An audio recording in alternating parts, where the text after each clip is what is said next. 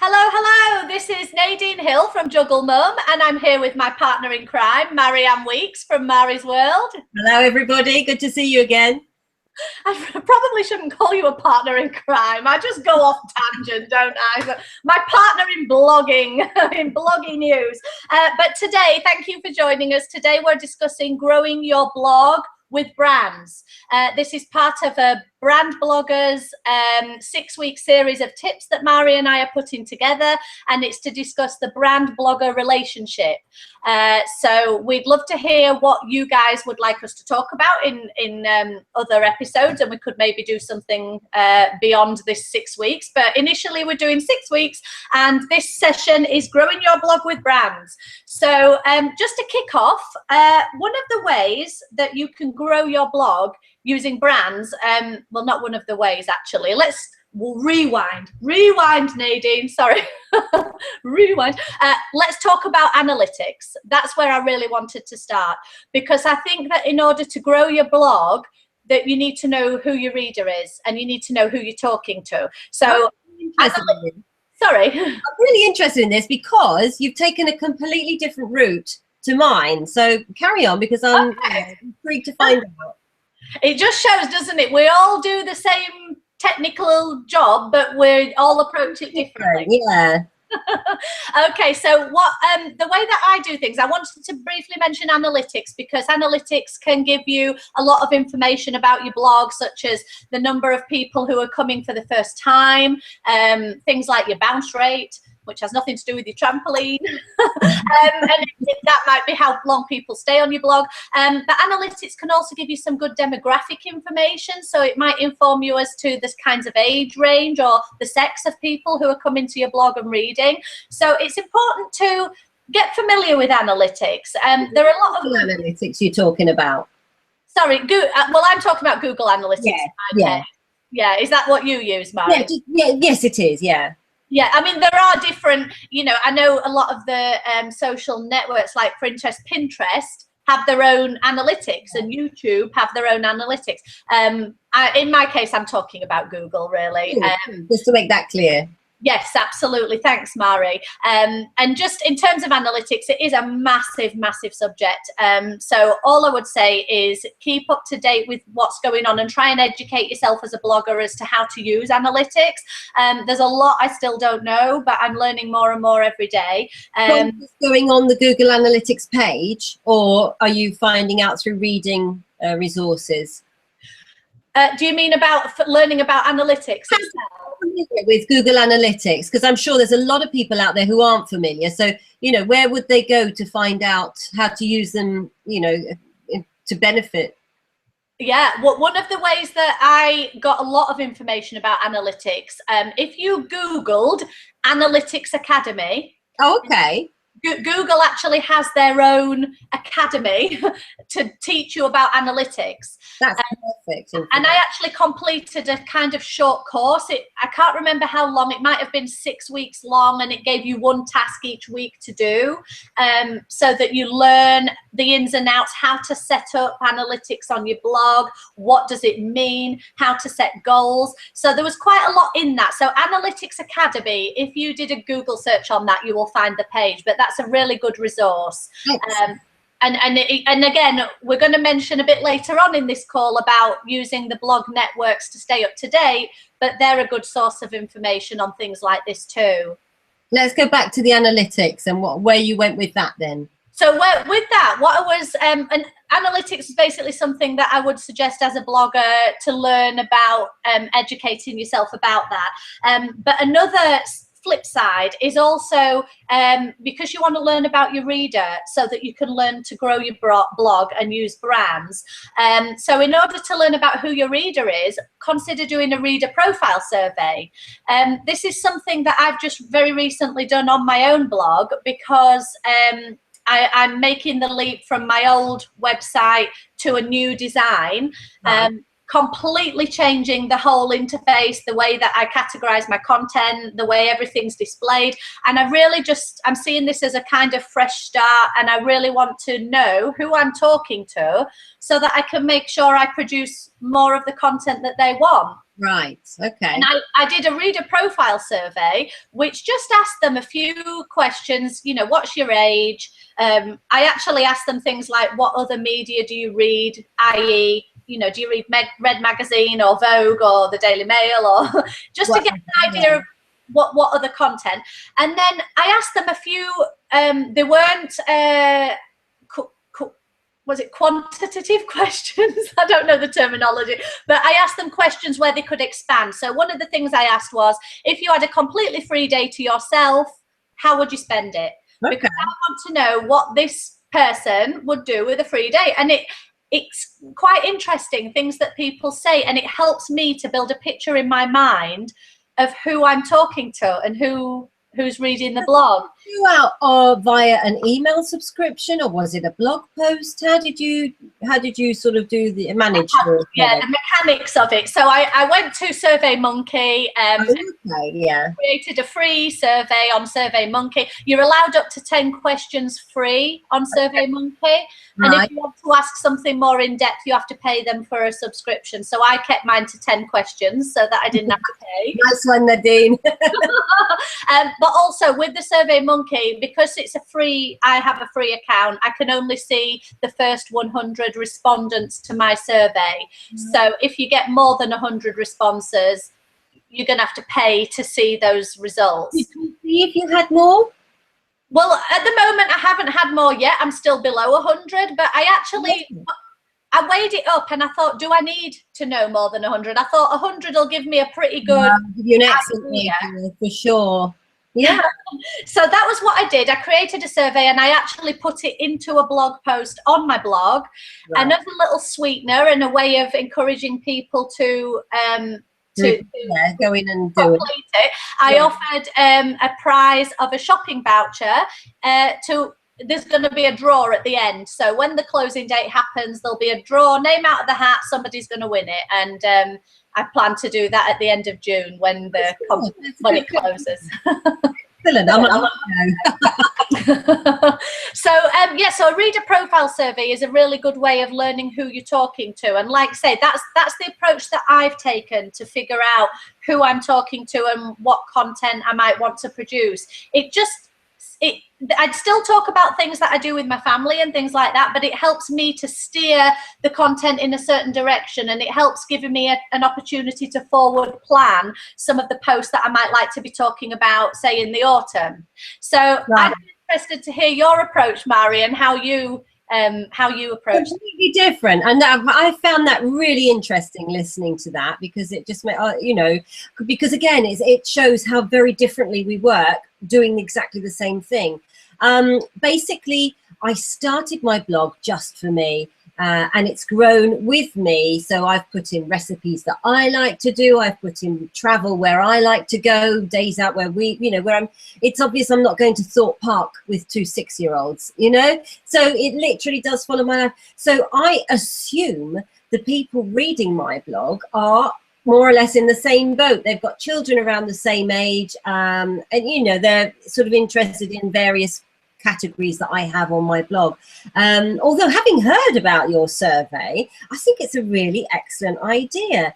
When it comes to brands, because this is what the whole of this thing is about, usually the brands are the ones to contact me, and I will get an email in my inbox and act upon that.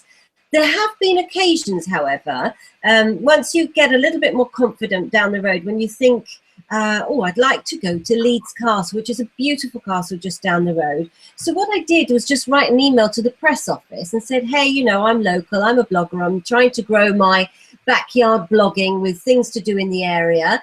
And it worked really well. They came back and said, fine, come down with the family and have a look round. And we really enjoyed it. So, that's the way I've been working so far. Must add there that not all pitches work out well. Sometimes you'll pitch and you'll get no thank you. Yeah, absolutely. And I've had that before, where you've pitched something and then they either ignore you completely, or they say, yeah, that sounds like a good idea. Can you send in like some statistics? And then you send in your statistics and then you don't hear from them again. You think, yeah. Clearly I wasn't high and mighty enough for you, This is true, mind you. They've probably got lots of people asking. I think that's another thing to keep in mind. You won't be the only person asking. Therefore, they have a choice. That's how I sort of speak to myself when I don't get anything back from something that I'd really like to do. Absolutely. And I always take the approach that, you know, the worst that people can say is no. Yes. You know, nobody's died, have they? If you ask for something and you don't get it, then fair enough. You're not going to win them all. I don't take it personally. I just think it's a business decision at the end of the day. They've chosen to go with someone else, and that's absolutely fine. Do you know what? I'll win the next one. So. Absolutely, absolutely. Well, we did touch upon earlier in your discussion about working with the networks, which I think is an excellent idea to start getting on the various, you know, PR radar, let's say. And Brit Mums Pro is one of my favourites, I must admit. And you just go onto their site, you sign up for Brit Mums Pro, and you'll get an email come through every now and then saying, right, we've got this, and this, and you put yourself forward for what you like. So if it's something that you just think, oh no, that's not for me, leave it, you know, and wait for the next one to come along. TOTS 100 are also an excellent resource for me. They have their not voting, their, you know, the lists, don't they? The rankings, don't they? That was the word I was looking for. Thank you very much. Rankings, but they also have a lot of PRs that look on the site and will contact you via their website. There's also Mumsnet. I've done a couple of things for Mumsnet, which I love doing. And I know there's Mumsnet, who I haven't worked with. Have you worked with Mumsnet before? So are you talking about Mumsnet now or Net Mums? No, Mumsnet now. Mumsnet. I think I've worked with both of them actually. Yeah. I think I was a Mumsnet blog of the, no, was it a Net Mums blog of the? It's confusing, isn't it, when it's just the same? But yeah, I have worked with both Mumsnet and Net Mums, both of which have are a blogging network that you can join. Yeah. For support and awareness and to put yourself on the brand's radar, like you say. I'm pretty sure that when brands want to contact a certain group of bloggers, they will look on these resources, and I think they also go on Twitter as well, and try and find people who are talking about the subjects that they're conscious about. Yes, absolutely. And also there are, I don't know about you, Facebook's a good one for me, because there's lots of blogging communities on there that you can join up and have a chat with and swap details, swap contacts. So I find that's a good one. Well, Facebook is good as well, because not only can you get the support and the information from the other bloggers, but a lot of bloggers are working as social media managers for other companies, other small businesses. So even though they might not be massive agencies with headquarters in London, you know, they're working from home, but they are working on behalf of companies, and they will very often post opportunities in the Facebook groups. Yes, yeah. Have you ever worked with Social Fabric, Mari? No, I haven't. No, tell me about it. Well, Social Fabric, that's another, would I call it a network? Like, we're talking about Brit Mums and Tots, and these are all networks. Social Fabric, I'd probably call a community.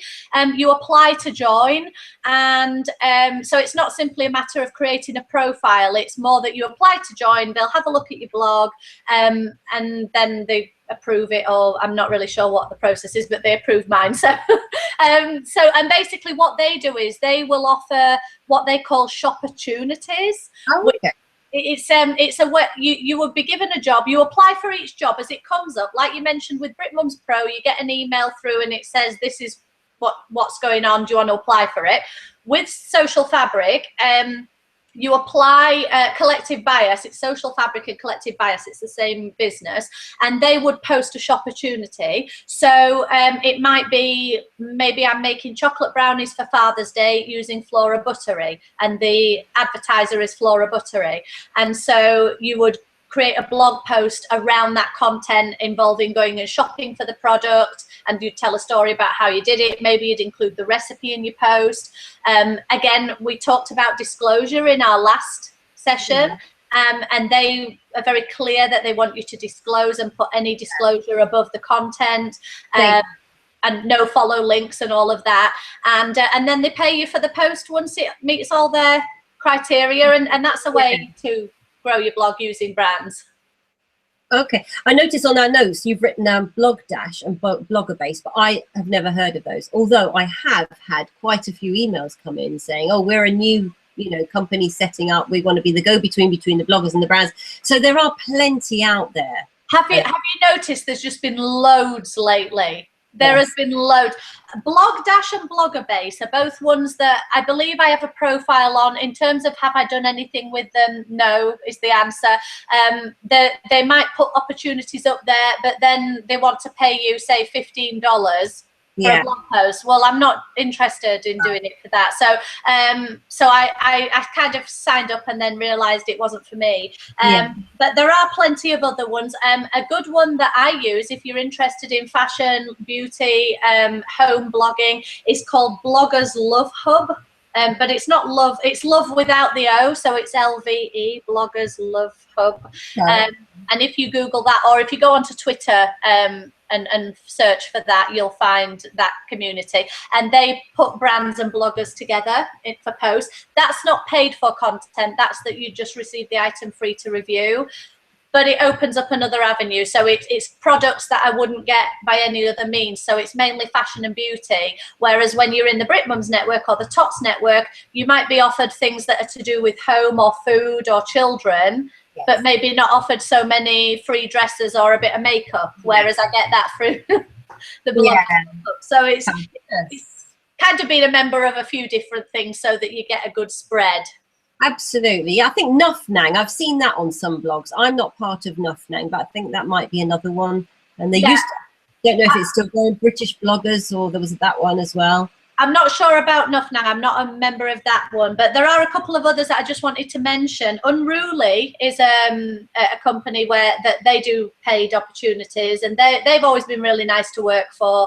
And also these people I'm mentioning, the Collective Bias, Social Fabric, Unruly, and Mode Media, Glam and Mode, it's an advertising network. They're all good companies to work for, and they pay on time, and you never have to chase them, which I think is a good thing.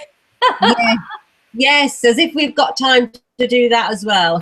Exactly. So it's quite nice when you don't have to, run around for the money afterwards. But another way that we were talking about perhaps growing your blog with brands, and just moving on to that in a second, but how can you make yourself visible so that brands will find you and approach you about things? And one of the ways that, as well as being part of the blogger networks, one of the ways you can do that would be to list yourself on some of the media sites. For example, Gorkana is a good one. And now you're going to have to help me here. Is it Sisian or Sizen? Cision. So there we go. You see, I didn't know. Cision. Okay, so I know it now. I know how to pronounce it. It's not like, just going completely off topic. When I got, when you get married, actually it's nothing to do with it, but I had topiary outside the church, and I went, "Oh, look at me topiary!" I love it. You can take the girl out of Yorkshire, but you can't take Yorkshire out of the girl. Another one of the people at the media sites, I've got badges on my blog. It used to be called e-buzzing.